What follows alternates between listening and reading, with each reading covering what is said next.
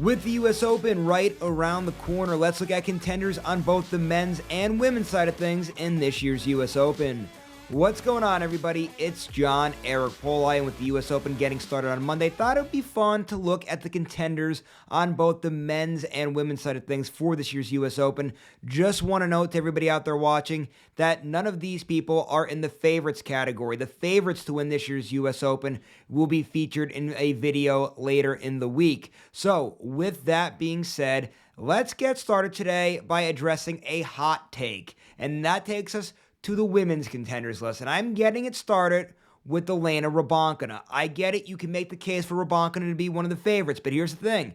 2024 has not been kind to Elena Rybakina. She has 0 WTA 1000 wins, and her major championships have had a few rough performances in there. She did have that good Wimbledon showing, making it to the semifinals, but she was absolutely the favorite in the driver's seat in this year's Wimbledon and failed to capitalize on it. So with that being said, due to some of the illnesses that we've seen from Rybakina and some of the less than stellar performances this year, I just could not put her into the favorites in this year's list. So that is why Elena Rybakina is a contender.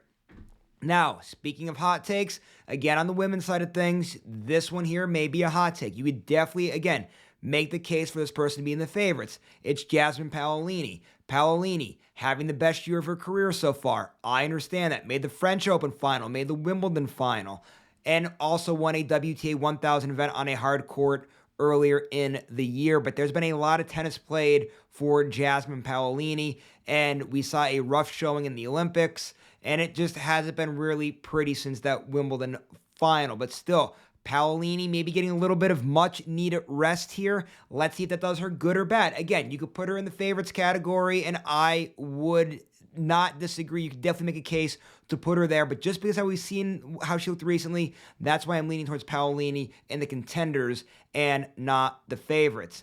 All right, let's now talk about somebody that just had a big month in the month of August, and that is, of course, Qinwen Zheng, the Olympic gold medalist.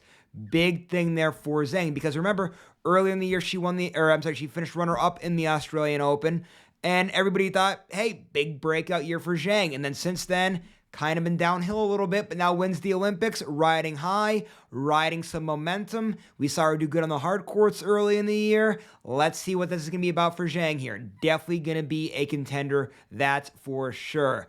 And now, guys, just really quickly want to talk about two Americans next in Danielle Collins and Emma Navarro. Both ladies having very good years. Both ladies very consistent. Collins, the very good power game. Navarro, just like I said, steady throughout the whole course of this year. I think both of these ladies absolutely in contention in the 2024 US Open. All right, let's go to the guys' side of things. Let's start here now by talking about a guy that lost in the finals of the Canadian Open, and that is Andrey Rublev. Rublev's very consistent through the course of his career, but 2024, talk about highs of highs and lows of lows. He wins in Madrid. He finishes second at the Canadian Open.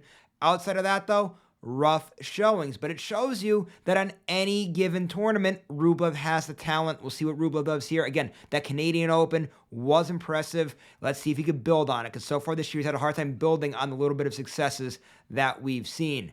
A guy that's also been playing great as of late is Lorenzo Musetti. We saw him make the semifinals of Wimbledon. Then we saw him make the Olympic semis. I know he loses to Novak Djokovic, who got gold, but Musetti bounces back and gets the bronze medal. He is playing so confident right now. Let's see if Musetti could ride that confidence here into this year's US Open.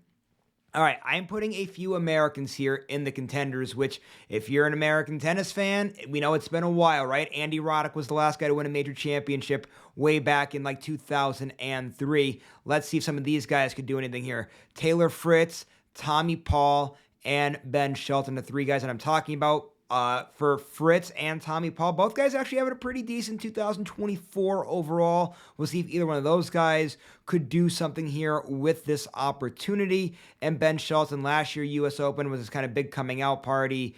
We'll see here. The kid has all the talent in the world to make a run in something, but We've seen some iffy performances at time from Shelton, but given the success last year, how the hometown crowd behind him there at the U.S. Open in New York there, let's see if he could do something there. And then, guys, want to also talk about one more American here, and that's Frances Tiafoe, just making the finals at Cincinnati. And it seems like every single year, U.S. Open is Tiafoe's time to shine. He does great in this tournament every single year. And now, by making that Cincinnati final, he has momentum on his side. Let's see what Frances Tiafoe could do here.